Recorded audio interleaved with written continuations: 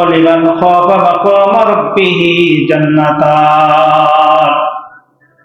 আমি আল্লাহকে যে ভয় করবে তার জন্য আমি আল্লাহ দুইটা জান্নাত দিব।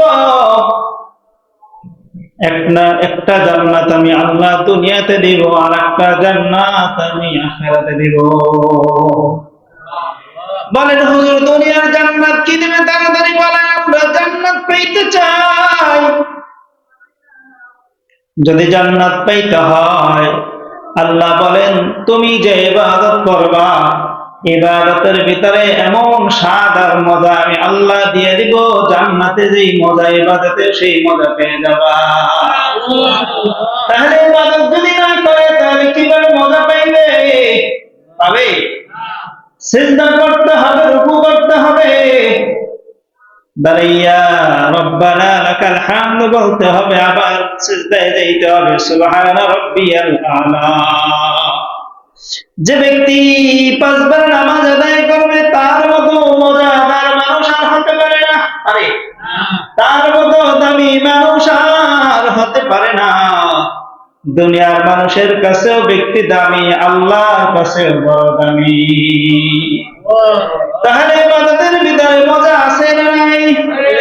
আল্লাহর ভয় যে ব্যক্তির ভিতরে থাকবে, আল্লাহ বলেন আমি তোমাকে দুনিয়ার ভিতরেই জান্নাত দেব। সেটা হবে ইবাদতের ভিতরে মজা। ইবাদতের ভিতরে মজা আছে। যে ব্যক্তি তাহাজ্জুদের মুসাল্লায় দাঁড়াইয়া আল্লাহর কাছে 2 রাকাত নামাজ আদায় করে আবার আল্লাহর কাছে কান্নাকাটি করে, তাহাজ্জুদ ওয়ালার মতো মজা আর কেউ দ্বিতীয় ব্যক্তি আর পায় না।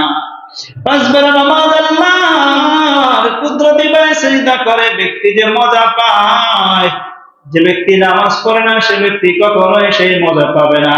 মিষ্টি খাবে একজনে, মজা ভোগ করবে আর একজনে, ঠিক কিনা? সম্ভব? মিষ্টি খাবে যে মজাও পাবে সে, মিষ্টি যে খায় না মজাও পায় না সে।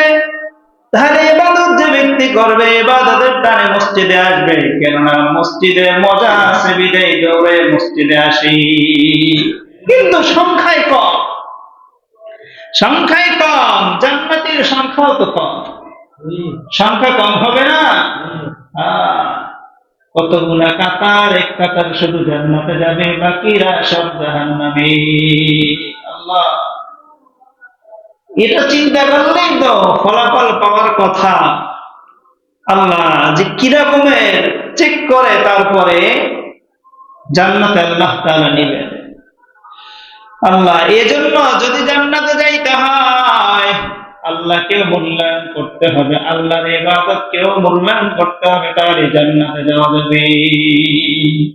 আল্লাহ তাআলার মূল্যায়ন যেভাবে ব্যক্তি করবে, ব্যক্তির সাথে আল্লাহ তাআলার বিচারটাও ঠিক তেমনি ভাবে হবে, ঠিক তেমনি ভাবে হবে। আল্লাহর সাথে আল্লাহকে যেভাবে মূল্যায়ন করবে, মানে আল্লাহর ইবাদতকে ব্যক্তি যেভাবে মূল্যায়ন করবে, ওই ব্যক্তির সাথে আল্লাহ তাআলার ব্যবহারটাও ঠিক তেমনি ভাবে হবে।